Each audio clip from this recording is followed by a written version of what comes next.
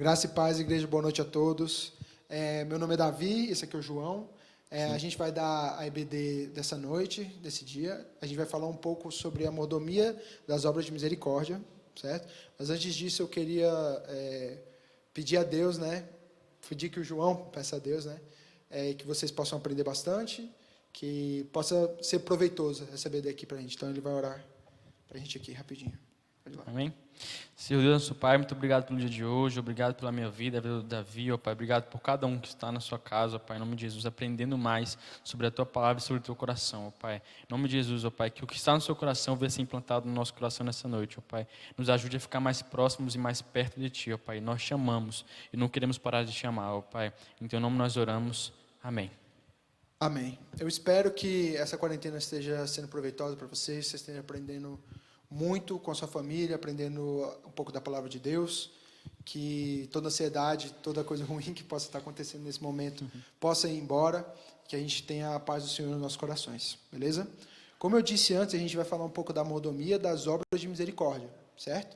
Mas antes disso, a gente tem que conceituar o que é misericórdia, certo? Sim. No latim, a gente sabe que misericórdia vem do termo misericórdia, que também está em latim, né? Que significa a compaixão dada a alguém, certo? O ato de compaixão dado a outra pessoa. A gente sabe que também, no hebreu, a palavra é shered, eu não sei falar em hebraico, né? Shered. Não, shezed. Em shezed, e que significa, que eu acho a definição mais concreta do que é misericórdia, certo? Que seria se colocar dentro da pessoa a ponto de olhar com os olhos dessa pessoa. Então, se colocar no lugar da pessoa. Uma íntima compaixão, né? Uma íntima compaixão com a outra pessoa, certo?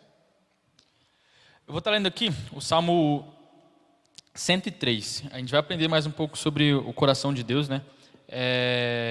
E algo que está implantado no coração de Deus é a misericórdia. E esse salmo aqui, Salmo de Davi, ele está falando justamente sobre Deus na época, né? E eu quero ler especificamente o versículo 8, que diz assim, ó: O Senhor é compassivo e misericordioso, e lento para se irar, e cheio de amor. O que acontece? O coração de Deus, ele é completamente cheio de misericórdia. Em Mateus 5, Jesus vai dizer que tudo que ele fazia, ele via o Pai fazer. Automaticamente, então, tudo que Jesus fazia, eu posso caracterizar que Deus fazia também, né? E assim como Jesus pede para que nós possamos nos parecer com Ele, Ele também está pedindo para a gente se parecer com Deus, né? E o coração de Deus, ele é completamente misericordioso. O que a gente quer hoje mesmo é realmente não só mostrar o que é misericórdia no conceito dela mesmo, as práticas, mas nós queremos motivar a você a se parecer cada vez mais com Cristo e automaticamente sendo cada vez mais misericordioso. É uma coisa que a gente falou até na mordomia do tempo, né? Sobre quanto mais eu convivo com alguém, mais eu pareço com essa pessoa, né? Em 2 Coríntios 3,18, Paulo vai falar que quanto mais ele olha para Cristo, mais Cristo revela quem ele é no coração dele. Então, quanto mais a gente olha para Jesus, quanto mais nós temos comunhão com Jesus, mais nós conhecemos o coração dele, automaticamente nós nos parecemos com ele. Eu mesmo, um exemplo muito legal sobre isso. Eu sou criado, que para quem não me conhece muito bem, fui criado com meu pai e minha madrasta. Só que meu pai, por ser missionário, ele viaja muito. Então, eu passo mais tempo com a minha madrasta. E as pessoas falam assim, cara, você parece mais com sua madrasta do que com o seu próprio pai, que é de sangue, sabe? Mas o que acontece? Eu estou do lado dela 24 horas, então a gente ri igual, a gente pensa as mesmas coisas, e às vezes faz quase tudo parecido, mas porque eu convivo mais tempo com ela que com meu pai. Então, automaticamente, você se parece muito com quem você convive. É muito comum, quando você passa muito tempo com Deus, quando você tem uma comunhão legal com Deus, as pessoas falam para você, falam assim, cara, não falar isso para você, mas você notar que você está fazendo a diferença na vida de alguém, que alguém está recebendo a misericórdia divina através da sua vida, sabe? Justamente porque você se parece com Deus, sabe? Então, é notório, quando você passa tempo com Deus, você fica cada vez mais misericordioso, porque o coração de Deus, ele é misericordioso, né? Outra coisa que a gente quer falar também é sobre, não como fazer, né? Você vai falar sobre como fazer as obras de misericórdia, né? Mas o que são mesmo, sabe? Jesus, ele fazia algo muito, na verdade, do caráter de Cristo, era fazer as coisas não só para ele, mas sim para as próximas gerações, sabe? Em Mateus 6, quando os discípulos chegam para Jesus e falam assim: Jesus, nos ensina a orar. E aí ele pede perdão pelos pecados dele e pelas ofensas dele no meio da oração. Só que você para pensar, Jesus ele nunca ofendeu e ele nunca pecou, sabe? Então por que ele estava pedindo aquilo? Mas justamente porque ele sabia que 2000 anos, não sei quantos mais anos para frente nós iremos viver, as pessoas iriam falhar, iriam pecar e elas precisariam pedir perdão pelos seus pecados. Então ele falou: cara, eu não posso fazer isso pensando só em mim, não posso fazer isso pensando só... Não é porque eu não pequei que eu não vou pedir perdão pelos meus pecados. Eu vou ensinar a galera futura a orar também, sabe? Então, ser misericordioso e ter uma íntima compaixão é você fazer coisas que vão ir adiante, sabe? O nosso teto, ele é o piso para a próxima geração. Então, tudo que nós fazemos, nós precisamos pensar que vai vir para os nossos filhos, para as próximas gerações. Assim como aquela corrida de bastão, né? Que a gente está correndo aqui e a gente passa o bastão para o próximo. E aí, às vezes a gente pode passar mal o bastão. Se eu estiver correndo devagar, eu vou passar o bastão para o cara e o cara vai ter que correr o dobro para poder fazer o que eu fiz e ainda fazer o dele, né? Então, quanto mais na frente eu entregar e quanto melhor eu entregar o bastão para ele, melhor ele vai ficar. Ou seja, o Davi vai fazer o TCC dele de engenharia, né? E como é formado em engenharia, vai se formar em engenharia agora, ele sabe que se você tiver um teto ruim, quem pisar em cima vai cair em cima. Isso é óbvio, né? Então, é realmente fazer que o nosso teto seja muito bom para que a próxima geração ela pise num lugar bom, em um lugar legal, sabe? Jesus ele era muito assim, tudo que ele fazia pensando nas próximas gerações, né? Continuando só um pouquinho que ele falou ali, se você erra em algo seu, por exemplo, no cálculo que você está fazendo de um piso, de uma laje, você não prejudica só você mesmo no futuro, mas você prejudica todo mundo que estava ali, certo? Sim. Então, é nessa visão mesmo, certo? Então, agora a gente falou agora da mordomia das obras de misericórdia. A gente falou o que é, tá ligado? Tá ligado? A gente falou o que é. E agora eu quero falar um pouco sobre quais são as obras de misericórdia, porque não basta eu simplesmente falar para você explicar o que é e tudo mais. Eu tenho que te falar como ela se desenvolve, como a gente habilita isso na nossa vida, né? Vamos dizer assim. Sim, sim. Então, a primeira obra de misericórdia que a gente quer tratar aqui é justamente as obras que buscam suprir as necessidades humanas. Como assim suprir as necessidades humanas? Suprir a fome, suprir o frio, suprir, por exemplo, dá mais um exemplo. Um teto, ou alguém comida, está sem teto. Justamente isso. Abraço, carinho. Abraço, carinho também, é uma boa.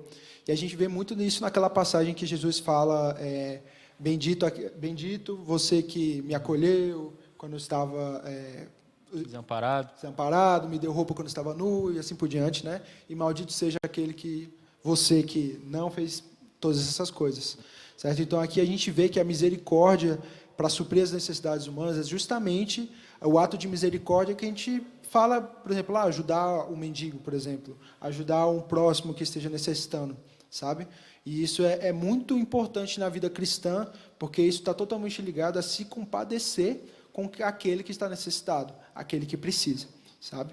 E a gente também quer falar um pouco também sobre os atos de misericórdia que buscam suprir as necessidades espirituais das outras pessoas. Sim. E como assim? No caso, eu estaria mais ligado a eu orar pelo meu irmão, a eu buscar apoiar o meu irmão, jejuar com o meu irmão. Então, esse é um ato de misericórdia que busca trazer uma espiritualidade, uma proximidade com Deus bem maior, certo? Porque Jesus ele se preocupava muito com isso em relação à parte espiritual, né? Por exemplo, se eu der comida para uma pessoa amanhã ela vai sentir fome de novo, né? E isso para sempre, para sempre, para sempre. E por isso que ele fala com a samaritana aquela situação de que ela buscava água todo dia, né? E ela falava, cara, você não vai precisar buscar água todo dia mais não. Eu sou a água que a fonte de vida eterna, sabe? E ela fala, cara, eu vou suprir para sempre, sabe, sua sede, tipo. Então é diferente, né? Eu dar água para quem tem sede, amanhã ele vai sentir sede, né? Mas existe um outro tipo de água. Lógico que é uma simbologia, né? A pessoa vai continuar sentindo sede pro resto da vida. Mas quando se trata espiritualmente, é uma água que não cessa, jorra da fonte todo dia. Perfeito, é isso mesmo. E eu gosto muito daquilo que está escrito lá em Mateus 25:40, certo? Que fala assim: o rei responderá: digo-lhes a verdade. O que vocês fizeram a algum dos meus menores irmãos, a mim o fizeram. Isso é o que ocorre depois daquela passagem que eu citei, né? Que estava nu, me vestisse e tudo mais. E essa parte aqui é justamente, eu acho bem legal, porque fizeram aos irmãos, aos meus irmãos. Fiz aos meus irmãos os atos de misericórdia. Eu achei muito interessante essa partezinha. E a gente consegue ver também lá em Tiago 5,16, que fala, orai um pelos outros. Também a gente tem lá em Gálatas 6:2, que fala, ajudem uns aos outros.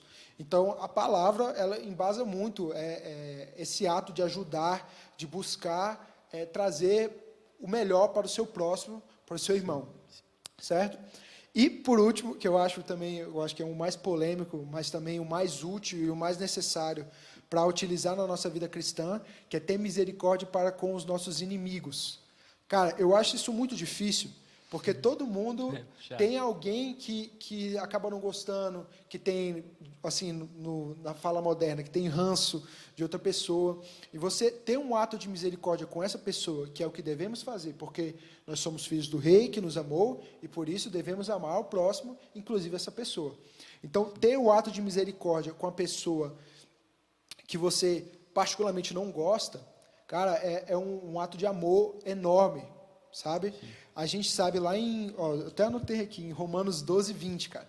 Lá em Romanos 12:20, Paulo fala que caso você pratique um ato bondoso para com o inimigo, você vai colocar brasas ardentes sobre a cabeça dele. Ou seja, você vai deixar confuso, ele não vai entender. Cara, como assim esse cara está praticando uma obra boa, uma obra de amor comigo, sabe? Sendo que eu não gosto dele, ele não gosta de mim. E isso leva a um ponto que eu gosto muito nas obras de misericórdia, que seria o último tópico, que seria sobre a evangelização. Então, praticar o ato de misericórdia com outras pessoas leva, ou pode levar, à evangelização, sabe? Uma pessoa que é totalmente descrente em Deus, porque em algum momento aconteceu um fato triste com relação a Deus. Por exemplo, a mãe estava, dando um exemplo aleatório, tá, gente? A mãe estava com câncer, a mãe morreu e Deus não salvou ela, e por isso a culpa de Deus, virei ateu, sabe? Então, caso você pratique um ato de misericórdia com essa pessoa, um ato bondoso, ajude ela, cara, preciso de você, ou alguma coisa do tipo, para apoiar essa pessoa, podendo ser até espiritualmente também, ou até necessidade humana, fisicamente. Esses atos em conjunto podem trazer à tona o amor de Jesus de volta ao coração dela, sabe? Trazer de novo aquela chama que se apagou por alguma coisa que aconteceu com alguma pessoa, ou alguma situação. Eu fiz missões uma época no Jardim Gramacho, é um lixão no Rio de Janeiro, que eu conheci uma mulher, ela via em algum país, ela era europeia, não lembro de qual país, não sei se era da Inglaterra, mas enfim, ela era missionária integral também, ali no Jardim Gramacho, que é como se fosse uma comunidade, é como se fosse uma favela mesmo. E ela uma vez encontrou um grupo de crianças assim passando frio na rua e levou para casa dela.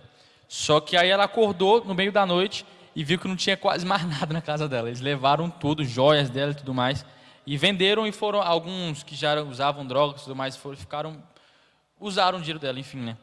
E tempos depois ela chegou nesse grupo de garotos que estava junto, novamente lá, e eles se assustados, achando, poxa, será que ela chamou a polícia, chamou alguma coisa e tal? E ela simplesmente olhou para eles e falou bem assim, vamos para casa que o almoço está pronto, ele vai esfriar. E realmente se trata daquilo que ele falou sobre você, porque a gente acha que tem inimigo e a gente, alguém que grita comigo, alguém que me bate, a gente leva muito para aquela parada, mas não, às vezes é alguém que te fez mal, sabe? E ela foi simplesmente isso, era uma pessoa que tinha acabado de chegar no Rio de Janeiro, ela estava como missionária integral, ela vivia, tipo, ela não tinha muito dinheiro, sabe? E roubaram as coisas dela. E aquelas crianças ficaram, tipo, sem entender, falando, cara, você é louca? Tipo assim, olha o que a gente fez com você. E ela, não, pô, o almoço está...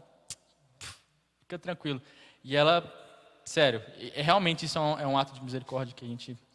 Muito bom. Eu fico imaginando a reação dessas crianças e como essas crianças passaram a ver essa mulher no futuro, sabe? Como elas começaram a ver essa mulher que teve um ato de misericórdia tão bondoso, tão lindo e tão presente de Jesus no meio, certo? Cara, hoje eles estão lá servindo no Jardim Gramacho com ela. Aí, o ato de misericórdia é literal o que eu acabei de falar aqui, né? Um ato de misericórdia levou à evangelização de jovens que antes praticavam roubo, cara. Eu acho isso incrível, certo? E dando prosseguimento ao nosso estudo, a gente vai falar um pouco também dos cuidados que a gente tem que ter nas práticas. Ou seja, não basta só praticá-las, mas também tem que ter cuidado em como praticá-los. E aí o João vai falar um pouco melhor disso aí. Sim, as nossas obras, elas necessariamente precisam glorificar a Deus, né? Acontece muito isso com o Paulo, porque 2 Coríntios 12, ele cita o espinho na carne dele, né? Mas antes disso ele fala que ele foi levado ao terceiro céu e tudo mais, e só que ele fala ainda na terceira pessoa, ele fala, conheci um homem que há 14 anos foi levado ao terceiro céu, é uma coisa, e ele fala, não me convém gloriar e tudo mais. Ou seja, ele podia muito bem falar assim, eu fui ao terceiro céu, mas não, ele para não correr nenhum risco de se gloriar, ele coloca na terceira pessoa e fala assim, ó, eu conheci um homem que há 14 anos subiu ao terceiro céu e ouviu palavras inefáveis e uma coisa. E logo depois ele fala que foi colocado um espinho na carne dele, né? E ele pediu 3 vezes para que Deus tirasse daquele, mas ele falou, não, a minha graça te basta. É como se realmente ele fosse tão bom, mas tão bom mesmo, assim, tão parecido com Jesus, que Jesus falou, cara, tem que colocar pelo menos alguma coisa nesse cara, senão ele vai sair, daqui a pouco eu tenho que chamar ele para o céu comigo, sabe? Então ele reconhecia, ele falou, cara, a minha graça, a tua graça me basta, porque o teu poder se aperfeiçoa na minha fraqueza, sabe?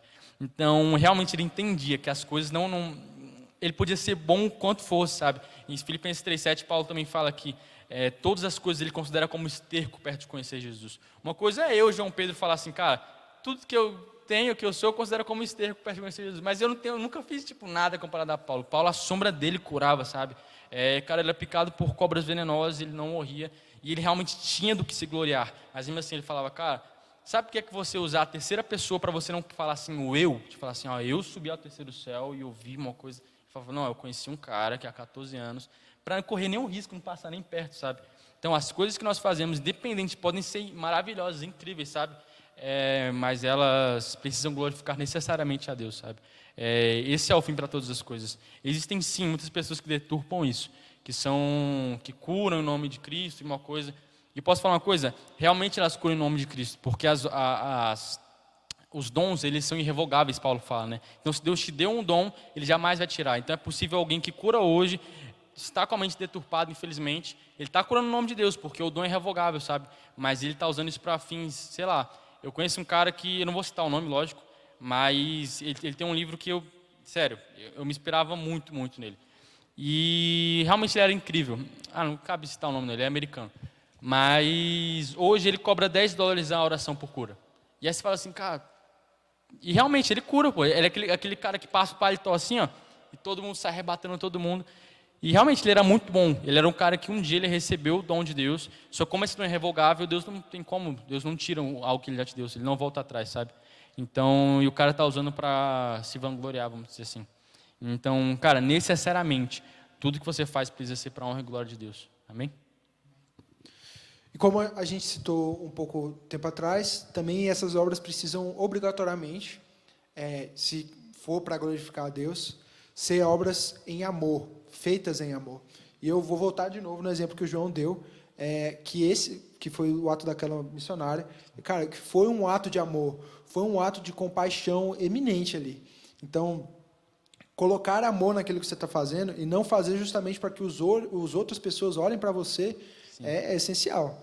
A gente sabe que lá em Mateus 6, Jesus nos ensina a orar em secreto e dar esmolas em secreto também, para que Deus te abençoe na frente dos outros. Né? Se não me engano, é essa a finalização em público. Então, a gente aprende, cara, que a gente tem que dar ao outro sem que ninguém veja, justamente para propagar o amor de Deus. E isso a gente faz através das obras de misericórdia. Eu posso contar uma cara, que realmente é muito bom. O nome dessa missionária ela é Emma. E o esposo dela é um brasileiro chamado Léo. E ele é o líder do Jardim Gramacho lá. E eu lembro que uma época eu passei uns 15 dias lá fazendo uma escola de evangelismo, né? E aí ele recebeu um convite para pregar numa conferência gigantesca, assim, tipo, lá em São José dos Campos, se eu não me engano. E a conferência com 3, 4 mil pessoas, a galera falou assim, não, a gente vai recolher uma oferta num dia e a gente te abençoa o seu projeto. E realmente, uma oferta de 3, 4 mil pessoas não dá menos que R$10.000 por aí, né? E aí ele olhou para a agenda dele assim e falou, cara, não, eu vou ter um trabalho com as crianças aqui. Aí eu falei, caraca, tipo assim, deve ser uma parada que vai juntar o gramacho todinho, todo mundo, tipo assim, o lixão todinho. Só que no dia que ele ia pregar, ele foi para cuidar das crianças, mas eram 3, 4 crianças, turrando a cabeça dele. Aí eu falei assim, cara, mas tu deixou de pregar numa conferência gigantesca, tu recebeu mó bem para seu projeto, uma coisa para tu cuidar dessas crianças. Aí ele falou, não, porque eu prometi para elas, pô, elas iam me cobrar.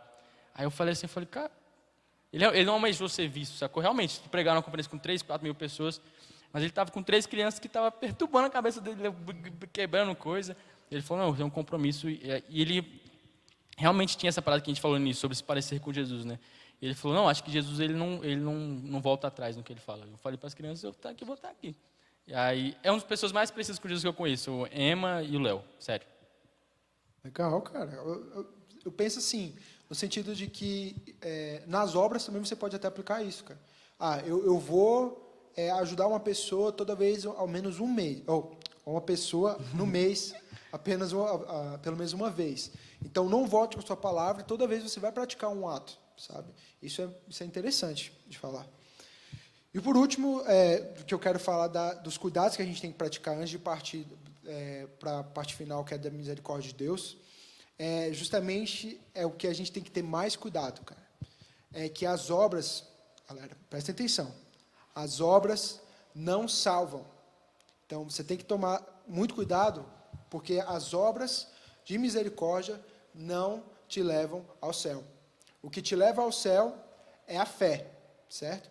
E eu não quero simplesmente estar falando besteira aqui para vocês, e eu quero trazer base bíblica, o porquê que eu estou falando isso. Então, eu vou lá para Efésios 2, de 8 a 9, 8 e 9, certo? E Paulo fala assim, pois vocês são salvos pela graça, por meio da fé, e isso não vem de vocês, é dom de Deus. Não por obras, mas porque não por obras, para que ninguém se glorie. E é justamente aquilo que o João citou. Para que ninguém se glorie, a gente vai ser salvo pela fé. Porém, a gente tem o que está escrito lá em Tiago, certo? Tiago 2,17, que fala, assim também a fé, por si só, se não for acompanhada de obras, está morta. Então, o que leva à conclusão? Perdão. A conclusão é, você tem que ter fé para ser salvo. Você não é salvo apenas pelas obras, mas sem as obras, a sua fé não é validada. Entende? Então, a gente começa a entender aqui que, por exemplo, você está indo, vou dar um exemplo qualquer aqui, estou indo demais para eventos, estou vendo muitas lives agora, estou indo lá na estrutura ajudar várias pessoas, mas você não tem fé. Desculpa, biblicamente falando, você não vai ser salvo, sabe? Mas você agora tem muita fé, se gloria com Deus, está sempre com muita fé, acreditando nas suas finanças, por exemplo, dando um exemplo assim, mas você não pratica nenhuma obra de misericórdia. Também sua fé não é validada. Se sua fé não é validada, também você não vai ter a salvação. Então, tem que ter muito cuidado com isso, porque eu vejo muita gente, eu mesmo já fui assim, de acreditar que apenas as obras iriam me salvar e me colocar melhor. Fazer bem para as outras pessoas, tá bom, tá ótimo. Mas é necessário que a gente tenha, acima de qualquer coisa, fé, e para que essa fé seja validada, que a gente possa fazer várias obras, certo? E, por fim, essa é a parte que eu, sinceramente, que nem eu falei para o João um tempo atrás, quando a gente estava conversando, a parte que eu acho mais legal, que é falar sobre a misericórdia de Deus. Mas eu quero deixar que ele fale um pouco mais sobre isso, porque eu acho que ele consegue discorrer um pouco melhor. Okay. Pode ir lá. É simplesmente o maior ato, não só de misericórdia, mas acho que o maior acontecimento da humanidade, né? Porque os anos são contados após e antes disso, né? Que é antes e depois de Cristo. Então, não tem um ato mais louvável e mais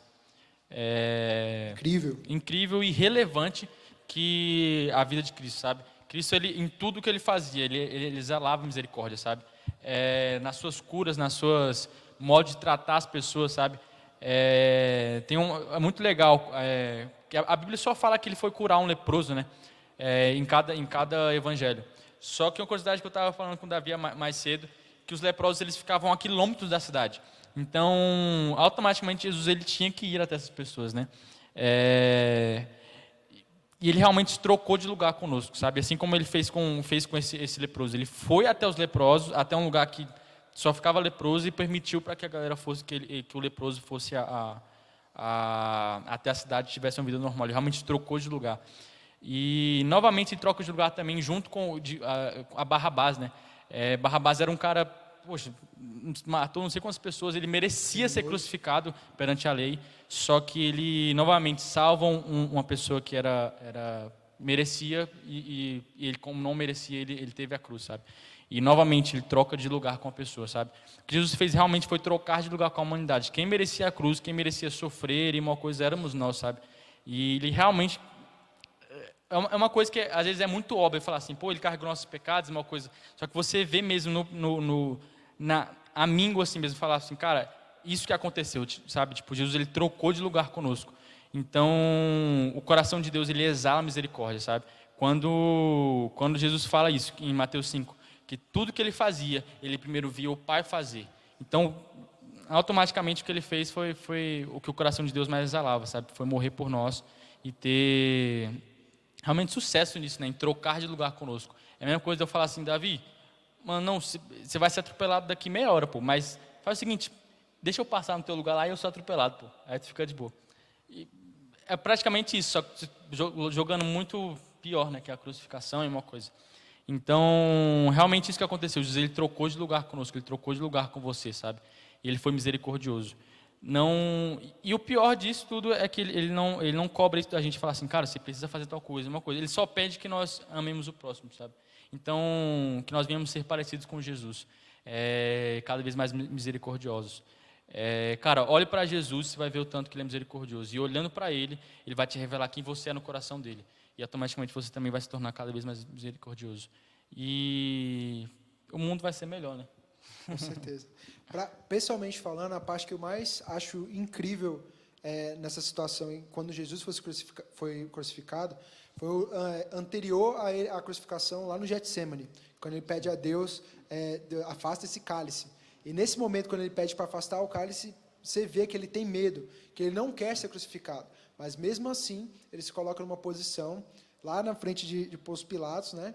E da forma que ele fala, da forma que ele age na frente da população, e ele se coloca firme na posição, e tem um ato de misericórdia com todo mundo, né, com nós, e se entrega à cruz. Então, pessoalmente, essa é a parte mais incrível para mim. E é isso. Você quer falar mais alguma coisa? Eu ia contar uma história, mas acho que a gente já está com o horário avançado. Já está com o horário avançado. Então, eu queria agradecer de novo ao nosso diretor Cássio, pela oportunidade de estarmos aqui, e que Deus possa abençoar vocês com todo esse conhecimento. Aprofunde, veja os outros vídeos, caso você não tenha visto, que tem muita informação legal aí sobre finanças, tempo. Para quem não sabe, a gente está dando uma... Porque às vezes a pessoa chegou agora, está vendo, às vezes a pessoa nem é da nossa igreja e está gostando de ver. A gente está dando uma sequência de um livro de estudo, sabe?